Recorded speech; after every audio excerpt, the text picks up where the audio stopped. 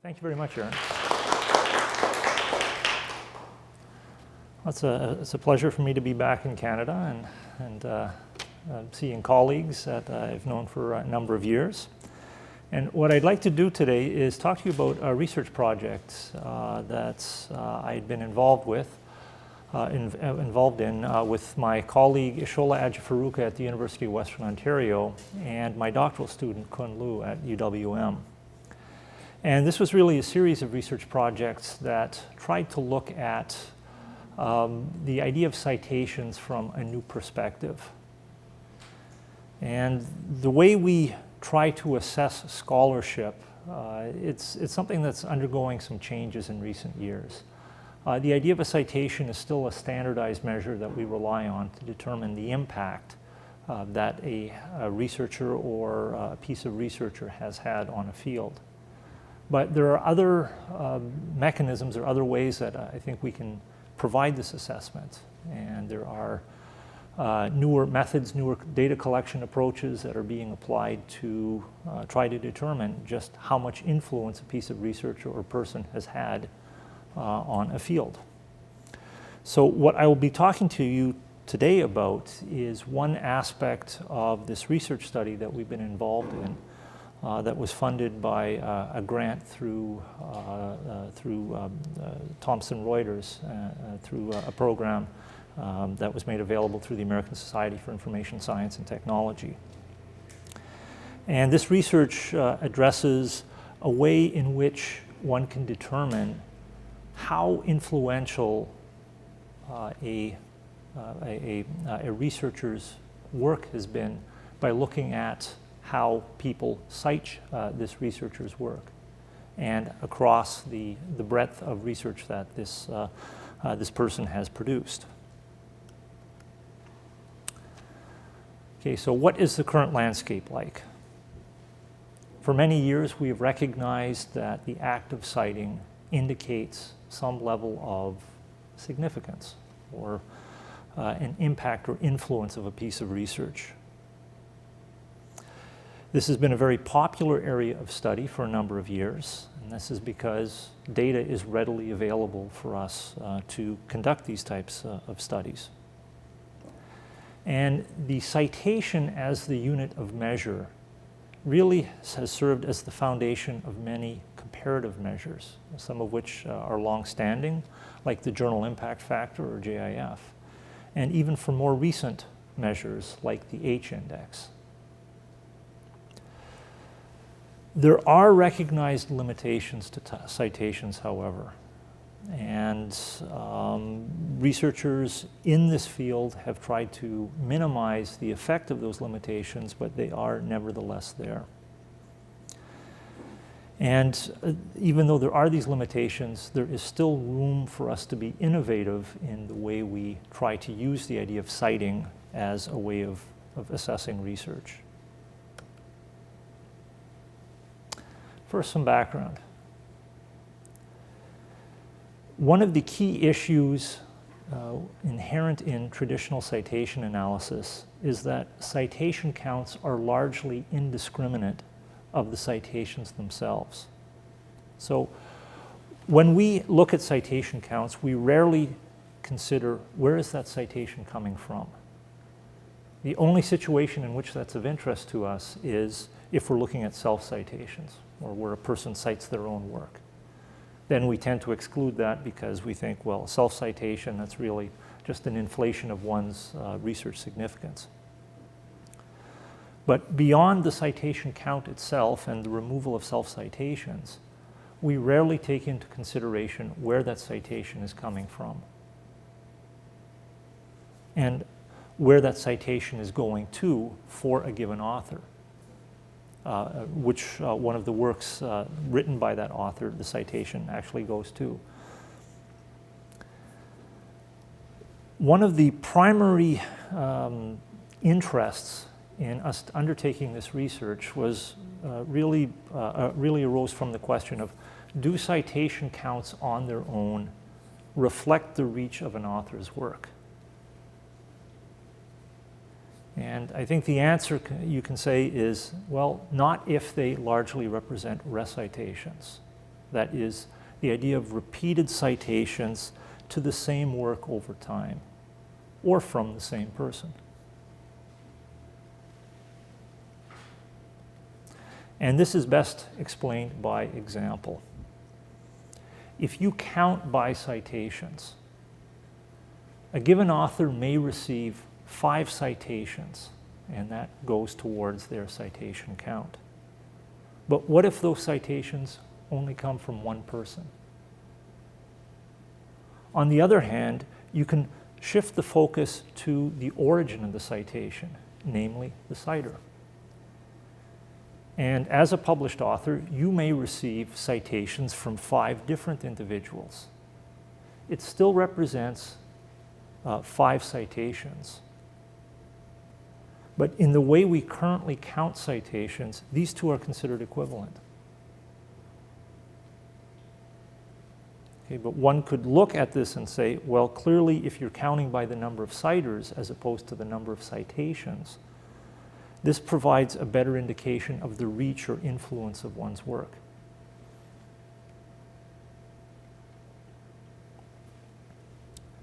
So really the purpose of this research is to look at how we can shift the focus from citations, which can be indiscriminate, to the origin of the citation as the unit of measure, namely the citer. So to put this in more technical terms, citation analysis research to date has been almost exclusively focused on the citation, or the so-called token, as the unit of measure. A token is really just an occurrence of a citation. But there's been very little emphasis placed on the source of that citation, which we consider a type. So why don't we use the citer, or the type, or some other originating data source as the unit of measure? And the same can be said about the destination of the citations that a given author receives. So when you receive a citation as an author, often it's not considered, or the destination of that citation is not considered. The one exception that immediately comes to mind to this is the new H-index, which actually isn't all that new anymore. It's been around for about 7 years, but in comparison to many other measures, it's still relatively new. So the focus of this work is really on this latter part, where you look at not only the origin of the citation, but also where are those citations going to within the body of work of a given author.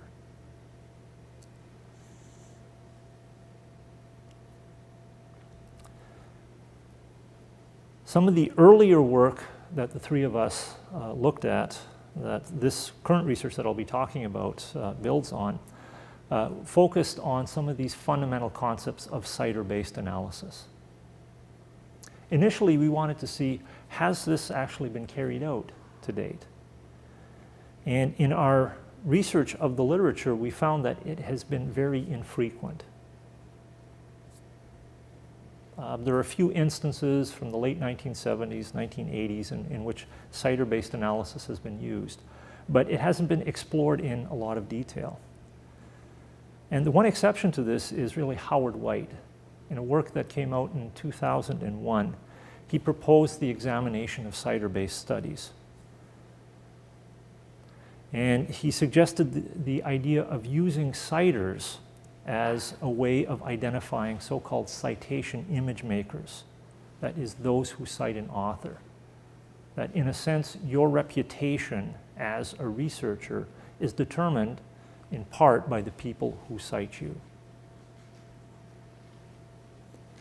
And one of the things he found was that this idea of recitation, or repeated citations to an author or work, were very common for the 8 authors that he studied. More recently, Ishola, Kun, and I have explored measures around citation analysis. And I won't say very much about these earlier studies, but I'll just summarize it very briefly. Number one, we found that there is a very high correlation between the numbers of citations and the number of citers. But this isn't going to be surprising. But we also noticed that citer and citation-based measures can result in different rankings of authors. So if you are going to determine outcomes, and the outcomes will result in rankings, if you use citers versus citations, you may come up with fairly different rankings for an individual. But what we also noticed in the fields that we investigated is that the idea of hyper-authorship, that is where you have many authors on a given paper, this could greatly inflate the number of citers. It's not a big issue in most humanities or social sciences, but it can be a big influencing factor in some fields like high-energy physics, where it's possible for you to have 500 authors on a given paper. And that's something that we have run across. Okay, so in our field, it's not unusual to see 2, 3, maybe 4 people co-authoring a paper. But in some of these big science projects, you can have literally hundreds of authors on a given paper. And if your focus is going to be on the number of citers you have, well, all you have to be cited by is one paper authored by 500 people, and there you have 500 citers. Now, clearly, that's one drawback of just counting citers indiscriminately. But then also looking at numbers of citations from individuals, or repeated citations from the same individual to the same work, that doesn't seem fair either.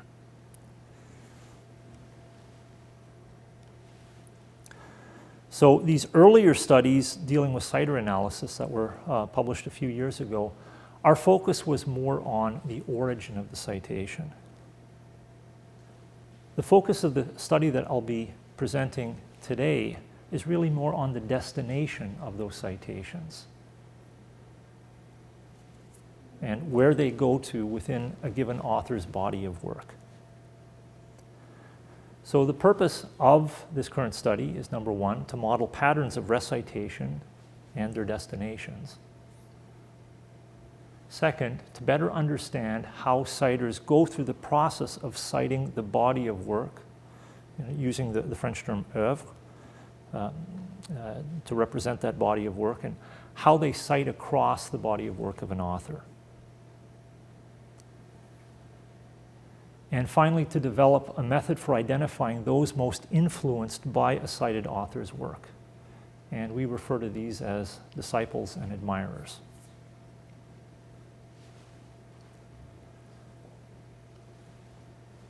Method. Well, the data we relied on were provided from Thomson Reuters. They were made available through Web of Science.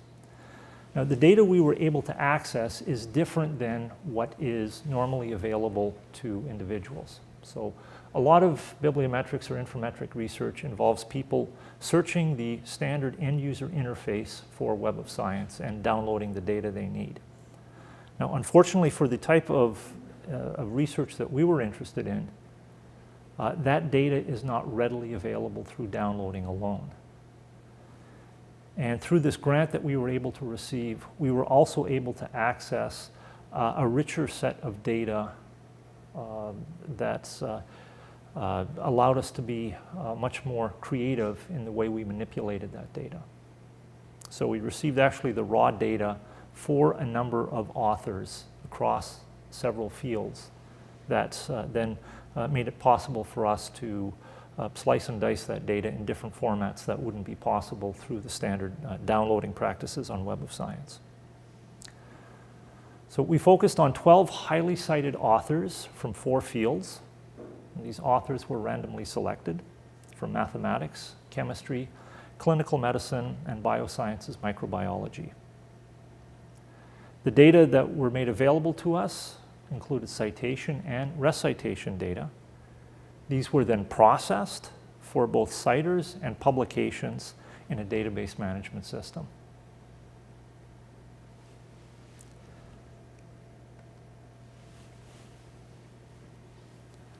From the raw data, we were able to determine citer, citation, and publication relationships And we were able to tabulate these into various frequency distributions. And what we noticed is that for a number of the cited authors, that there were some names that appeared more than others. And we wanted to see if these people who were citing a given author frequently were citing just singular works by the cited author, or were they citing across the body of work of that author. And to make things more manageable, and to allow us to focus on those who were more frequent citers across the body of work of a given author, we divided the citers into 4 zones based on the breadth of citations across the cited author's oeuvre. And we call these 4 zones core, secondary, peripheral, and single.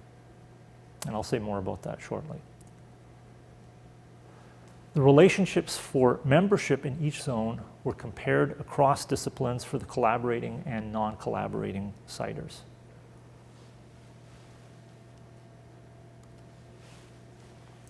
And just to give you an indication of how common this idea of recitation is, this is an example of, for a single author and a very highly cited work by that single author.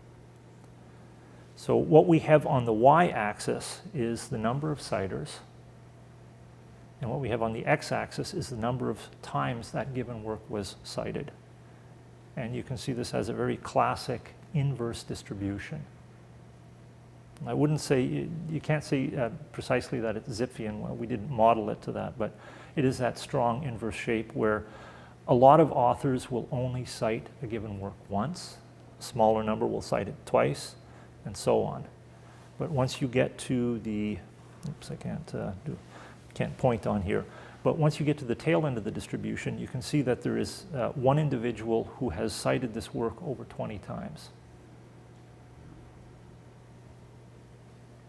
Okay, so out of the 1,149 total citations, the total number of recitations, that is, people who have cited this work more than one time, out of all the citations this author has received for that work, almost 40% represent repeated citations.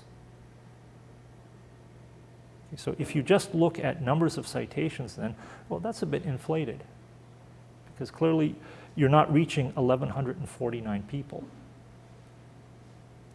But the fact that there is this process of recitation, that tells us something interesting too. That clearly there are some people who feel this work is more influential to them and therefore warrants multiple citations.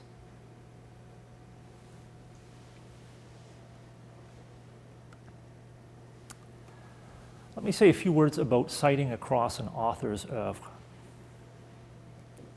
As I mentioned, when we study the idea of citations, we're usually not interested in the origin of the citation or where it goes to for an author. But this is a really rich set of data that warrants further attention.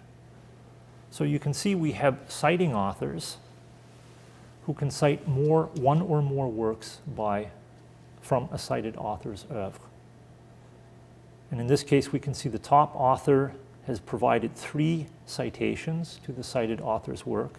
2 of those citations goes to one work, a 3rd citation goes to a 2nd work. We have a 2nd author who is only citing a singular work by the author and only one time.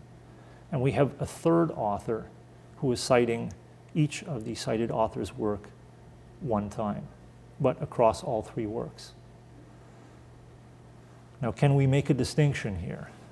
Is one of these authors one of these citing authors more influenced by the cited author's work than others?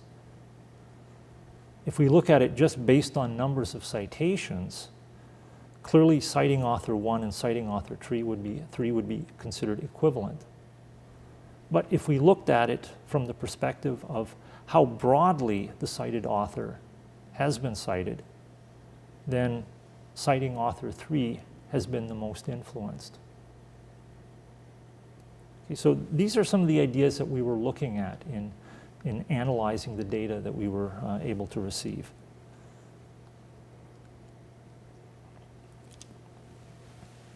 The process of, or the frequency of citing across an author's oeuvre varies broadly. But the relationship is similar to what we saw earlier for that of recitation, where the number of citers that will only cite a single work by the cited author is quite high. And then we quickly go down to lower numbers where far fewer citers will cite two of the author's works than 3, 4, 5, and so on. But if you look at the tail end of the distribution, and this is an actual example of data, you can see that there is at least one author who has cited at least 60 distinct publications by the cited author. I'd say that's a pretty strong influence that the cited author has had on the citer.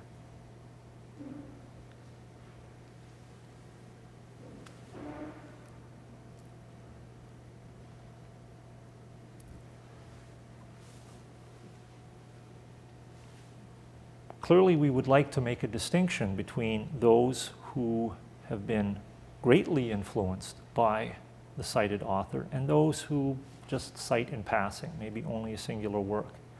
And this is how we were able to come up with the 4 zones for citers.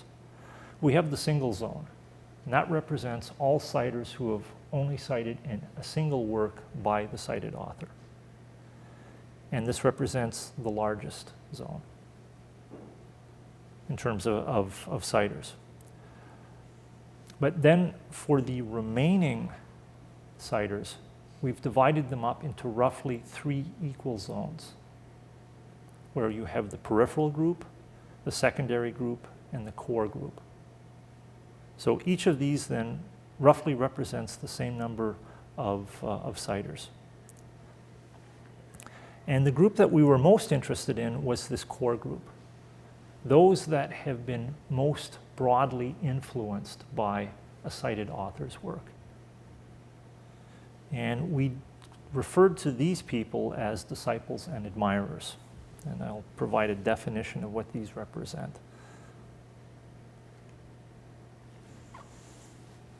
First of all is the idea of oeuvre citation exhaustivity. And this represents the number of distinct publications by an author that have been cited by a given citer. So how many authors have cited the author of interest work, or only cited one of those works, 2 of those works, 3 of those works, and so on. And as you saw, there was a very strong inverse relationship. The idea of disciples and admirers, these are labels that we wanted to apply to distinguish those authors who have collaborated with the cited author and those who have not collaborated. So we consider a disciple to be an author appearing in the core zone of citing authors who is also a collaborator or co-author of the cited author. And those who have not collaborated with the cited author are considered admirers. So we wanted to see what is the relationship of these highly influenced individuals across these 4 disciplines. So what is the relationship of disciples and admirers, and how do they relate to the other zone areas?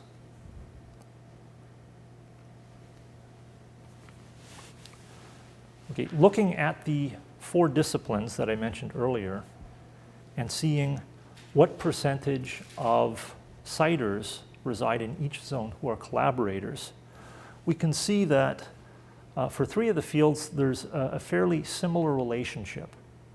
And the one that is different in this case is mathematics, where there's a much higher percentage of citers who are collaborators. But for the other 3 disciplines, this percentage is much lower.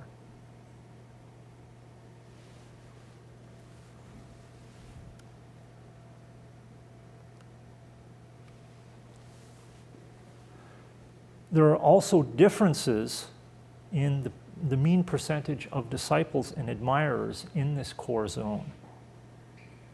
And what we can see is that in biosciences and microbiology, that you're far more likely to have admirers in this core zone than you are disciples.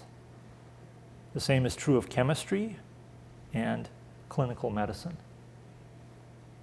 But again, we see this distinction with mathematics, where you're far more likely to have disciples in this core zone than you are admirers, or I shouldn't say far more likely, but just more likely. Okay, so what does this tell us then about some of the collaboration and citing patterns that exist within these disciplines?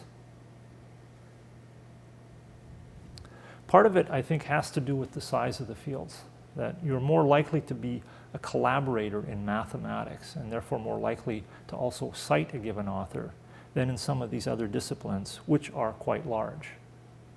So you may have a broader influence, but you're less likely to co-author with these individuals.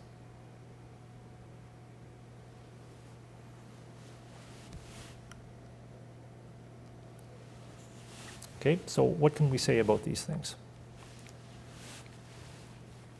The citations received by an author demonstrate complex relationships not evident in the citation count alone.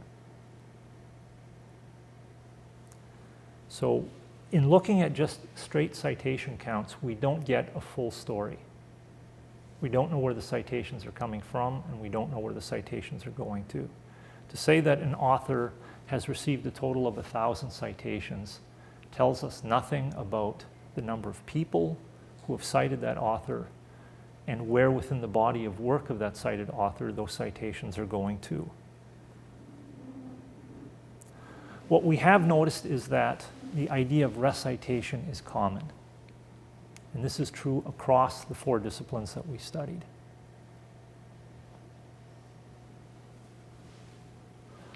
We notice that frequent citers across the body of work of an author are more likely to be collaborators. And that's frankly not surprising. If you've been, and it could be a chicken or egg argument, will you collaborate with someone whom you have cited because you have common research interests? Or are you first collaborators, then you're influenced by them and you continue to cite their work?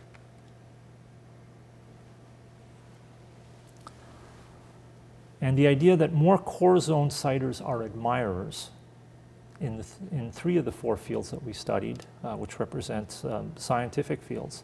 But this is not the case for mathematics. Okay, now why didn't we look at social sciences data for the same thing? Well, unfortunately, we didn't have access to that data. This represented more of a side project for us, and we had asked for this data after the fact. But it was delivered to us in a format that allowed us to do far more with that data than we could with the previous data that we had collected on our own. But it would be very interesting to see if this is also the case in social sciences and humanities.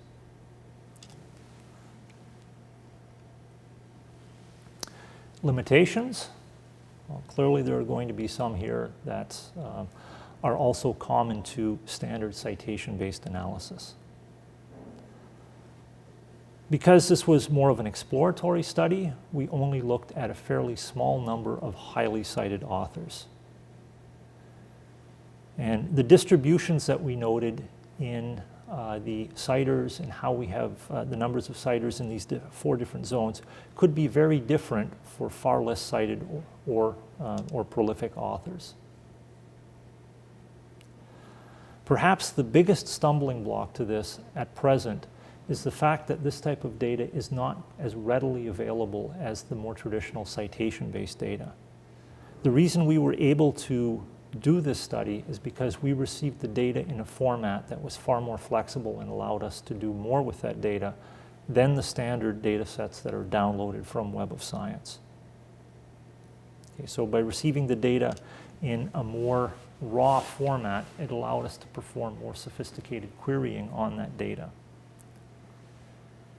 And ultimately what this comes down to is that it still relies on a citation as the basis of measurement. And that still brings its shortcomings along with it. So we're not talking about citer motivation, which, which previous research has shown is quite diverse. Why people choose to cite a given work.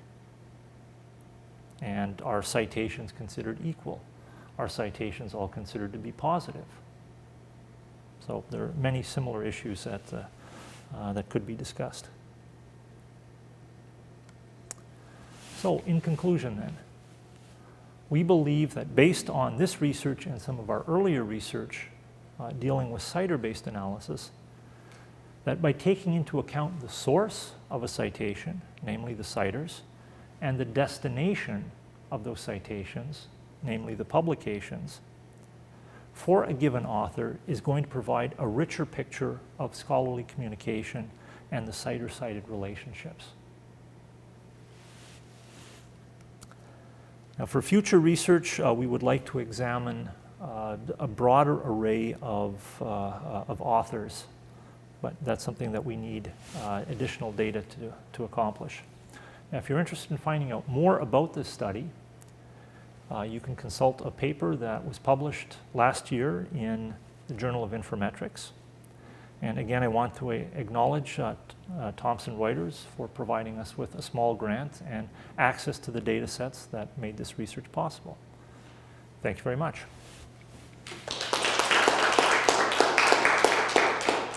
Questions? Edie? Two questions. The first one is, did you look at or are you considering looking at reciprocal relationships? In the sense that when you're looking one way towards these highly cited individuals, are you thinking looking back towards some of the citers to see whether the citations go both ways? That would make for an interesting follow-up study, yeah, to see if it is a fairly balanced relationship or whether one person tends to cite another person more. And I suspect what would happen in those cases, if you have, say, a mentor-mentee relationship, that relationship would be much more one-way, given that the mentor has a much larger body of work to cite. Yeah, that's true. The admirers could work both ways. The second question, and I'm not sure how to point what the question is, but I was thinking about some of the recent work that's been done that plays off of the page rank algorithm and looks at cite rank, for instance. And I wondered how that kind of research would interact with your research. That is, what the kinds of relationships you're finding would say about the possible results you would get from a cite rank approach. Yeah, and that's an interesting development recently in these metric studies, and also the idea of alt metrics, looking at non-traditional ways of assessing the impact of research. Last month I was part of a panel session at the iConference in Toronto in which we sort of debated traditional metrics versus alt metrics. And clearly none of us was against the idea of these newfangled alt metrics, but we wanted to get some type of debate going on.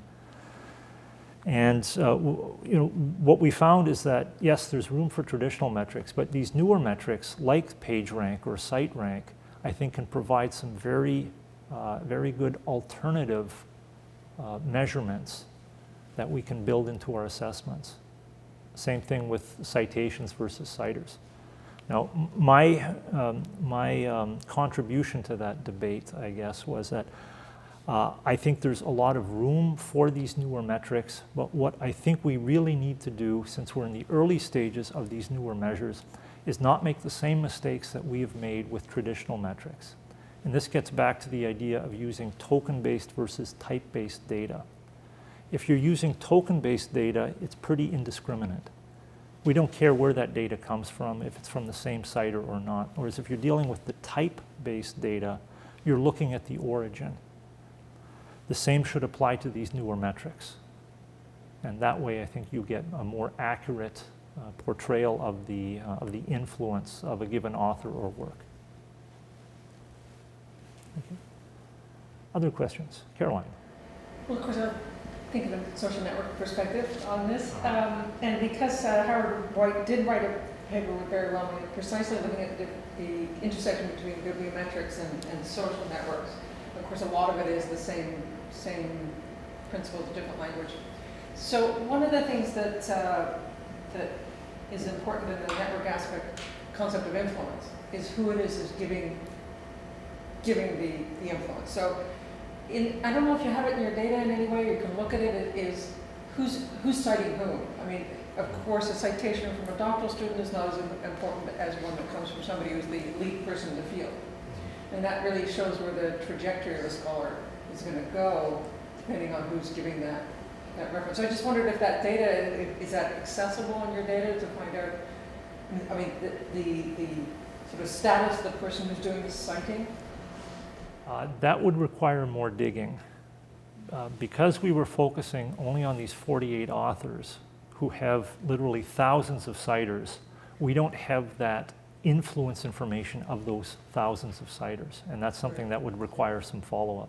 But yeah, that is something that that bibliometricians have been talking about for a while, where you assign a weight to a received citation based on the influence of the author. And the way you assign that weight could be, well, say based on the number of citers you have. If you have a large number of citers, then when you cite somebody else, that should carry more weight than somebody who has fewer citers.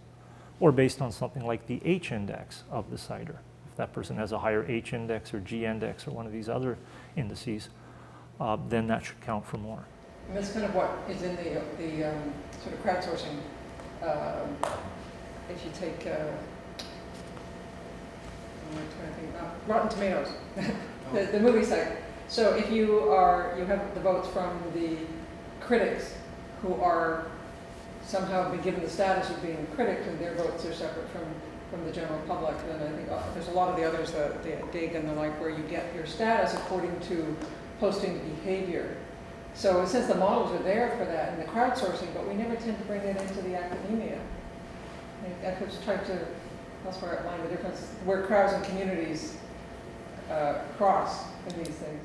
Yeah, I think we do need to be careful about that because, and one of the debates we had at the panel session last month at the I conference was, especially with these newer metrics, can you game the system? If you know what you're looking for, can you then somehow make the system work in your favor? Where, okay, if I cite you and you cite me and we do this multiple times and we can get a bunch of people to cite our work, then that increases our influence. For 10 years you can get it. But we're doing that already. I mean, Barry Wellman says, cite your friends. And I'm your friend. Dietmar's your friend. But we're already doing that, so I'm not sure what's particularly different about it. Well, with the newer metrics, it's easier to build that up. Quicker, yeah. It's much quicker, you can do that. Whereas with citation, because it takes a while for people to develop citations, that takes a longer time. But if you're looking at things like Twitter tweets, Oh, yeah. You can... Flash in the pan. Yeah, long time. Yeah. Interesting. Thanks. I had just a specific thought about the mathematics finding there, and I wondered if the number of citations per, sort of the average number of citations per article came into that, and I just have the sense that mathematicians don't cite as much. It's not as big a part of their work. So I don't know, did you consider the... I'd have to look back at the data. I don't have it with us, but I just included a subset of what we had published in that paper. But I do recall us looking at things like recitation proportions and so on, and found that it was higher in some disciplines than others.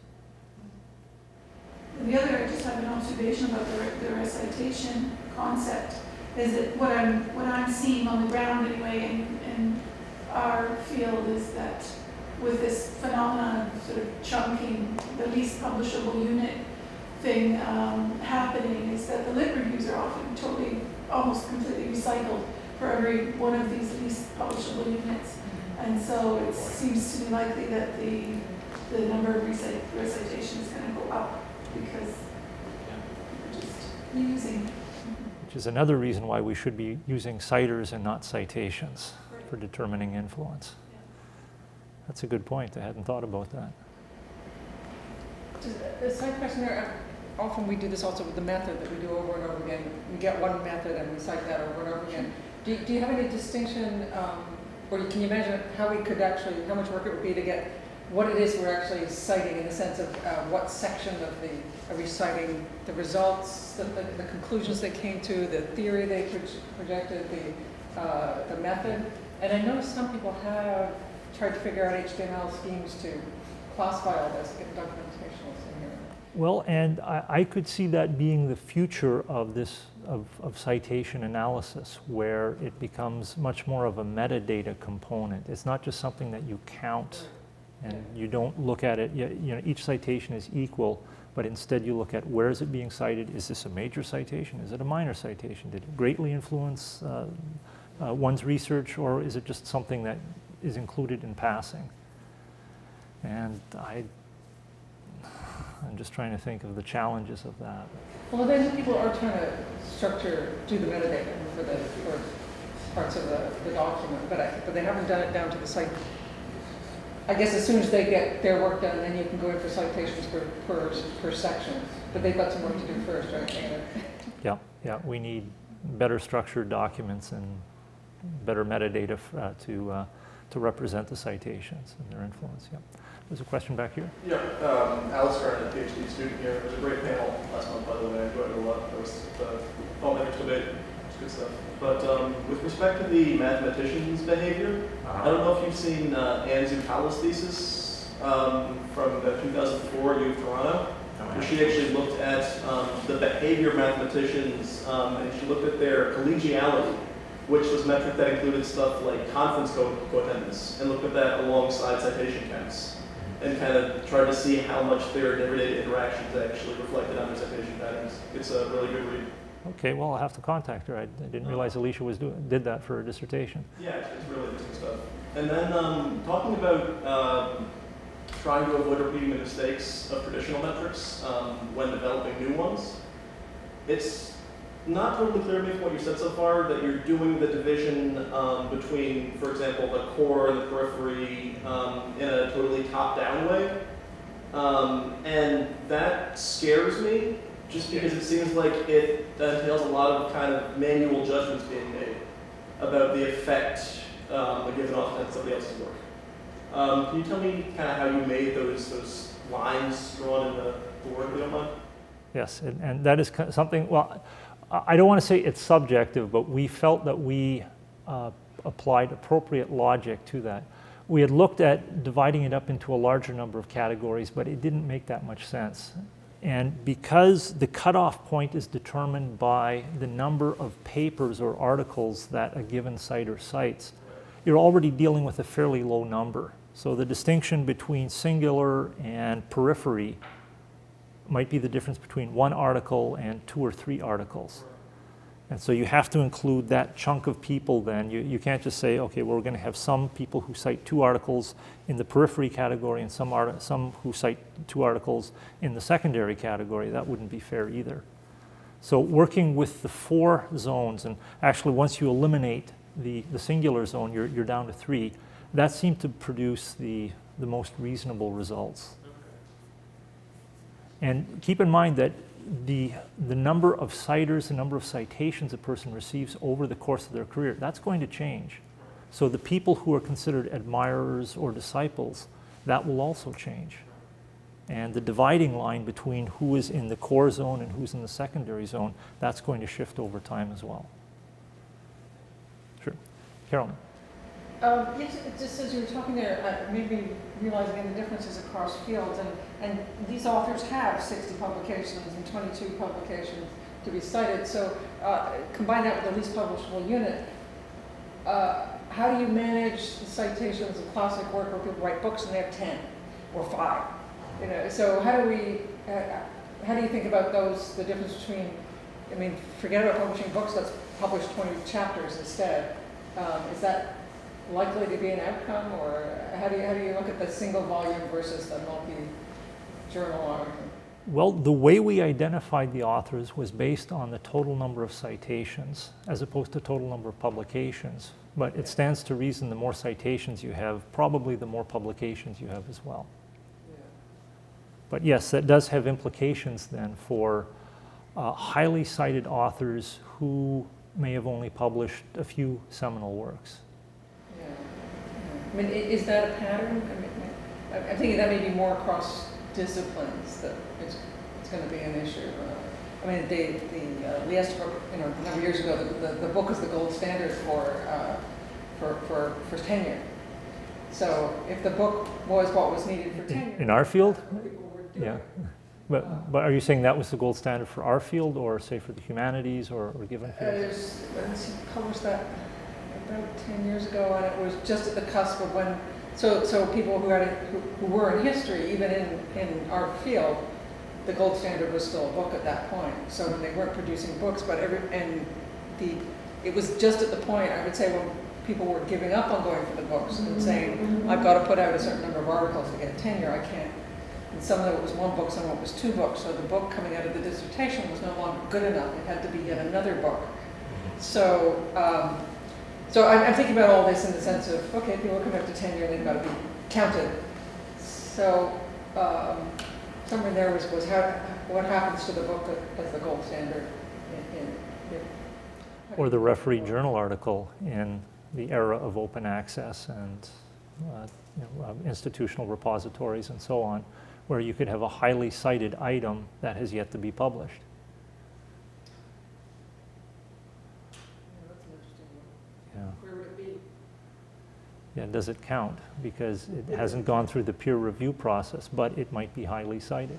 Right, yeah, no, that's going into the alternate metrics in a way, and yeah, I think it's very interesting. It's how many blog followers you have. Should that play a role in your tenure decision? Good question. Have you answered it before? No, we haven't.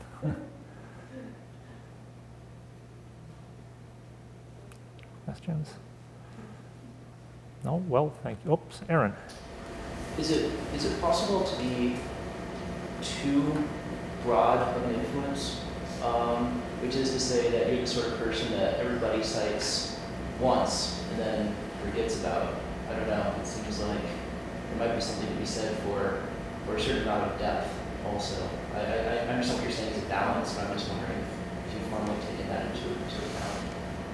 Yeah, I guess that would be one way to look at it. Like, are you a flash in the pan where everything you publish is just cited very infrequently or over a short period of time, but not for the long term? Yeah, and I guess we looked at that indirectly, or we talked about it indirectly, because if you receive 20 citations from an individual, if they cite it across the body of work versus one person who cites you 20 times, clearly that person who cited one of your works 20 times has been really influenced by that one piece of work. But if you've been cited across the 20 works one time by that person, is that any less significant? And I don't think we reached an answer to that, but they're two different things. You're still receiving 20 citations, but it's across a different range of works. So I think we still need a vocabulary for that and a reasonable metric or assessment for that. Sure. Yeah. So some of the copyright issues and what's been signed over to publishers, and that in relation to the self-citation, I was talking to some computer science person. He says what they do with, they publish something for proceedings, and then they hand it to an RA who changes every single word so that it's not the same words, it's still the same work. I mean, okay, so then you can put it to a journal. So again, and where we're in this publishing cycle of, publish or perish, how much more do we need to look at self-citations or repetitive publications? I mean, how many of those 60 are the same thing? Because now, as you say, you're publishing let's say you can get to the blog version, the working paper on the institutional repository, the paper presented at a conference, the first journal article, the second journal article. So you got 5 where you would have in the past had 1.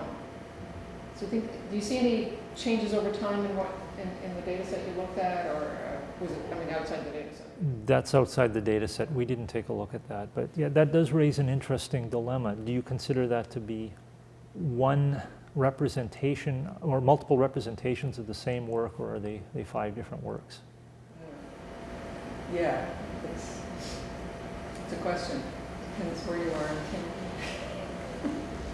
in Okay, I just follow on to that because I had the same thought that sometimes the only way I can tell that all of these representations are the same study is because they've cited themselves. So the citations are actually perform a really important, the self-citations perform an important function Yeah. of connecting different representations of the same study, for example. Well, and maybe that's one way that one can try to identify derivative works, or works that are essentially the same thing, is take a look at the reference list. So essentially do a bibliographic coupling analysis to see those that have a very high overlap. Do they represent different variations of the same work? I don't know if anybody's ever done that. Might go to the method section and see if it was, see how much some core section overlaps, the theories that are used, although that could vary.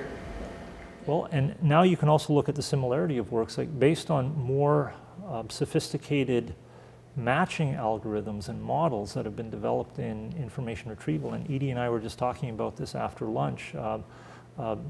Topic-based models allow you to sort of distill the essence of the content of a full text down to a set of topics, and then you can do matching based on those topics. Well, everything's coming down to natural language processing, and going beyond the old co-word analysis to see if two the descriptor terms or the matches based on descriptor terms, but actually looking at the full text of the documents, whether they're the abstracts or the actual extended version of the document. So I think there's a lot of potential out there. Okay, thank you again. Thank you.